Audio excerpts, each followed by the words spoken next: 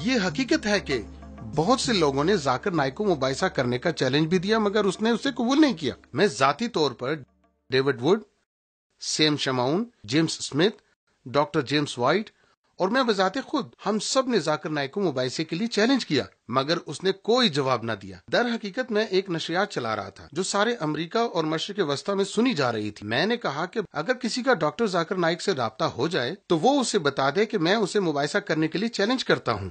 اب اگر کوئی یہ جواب دے کہ ذاکر نائک نے پوپ کو مباحثہ کرنے کا چیلنج کیا ہے تو یہ ظاہر ہے کہ وہ مباحثہ کرنا چاہتا ہے۔ دیکھیے، کسی ایسے شخص کو چیلنج کرنا بہت آسان ہے جو مباحثہ کرنے والا نہیں ہے۔ میں مناظرے کے لیے کسی امام کو چیلنج کر سکتا ہوں، میں کسی دوست کی ماں یا باپ کو مباحثے کے لیے چیلنج کر سکتا ہوں، لیکن اس میں میری کوئی بہادری نہیں ہوگی۔ مجھے کسی ایسے شخص سے مباحثہ کرنے کے لیے تیار ہونا چاہیے جو جانتا ہو کہ مباحثہ کیسے کرتے ہیں، جو پہلے مباحثے کر چکا ہو۔ جب ذاکر نائک پوپ کو مباحثے کی دعوت دیتا ہے تو پوپ وہ شخصیت نہیں ہے جو مباحثے کرنے کے لیے اپنا وقت نکالے، لیکن جب ذاکر نائک مجھے مباحثے کی دعوت دیتا ہے یا میں ذاکر نائک کو مباحثے کی دعوت دیتا ہوں تو پھر یہ درست چیلنج ہے، مگر وہ ایسا نہیں کرتا اور نہ ہی یہ چیلنج قبول کرتا ہے۔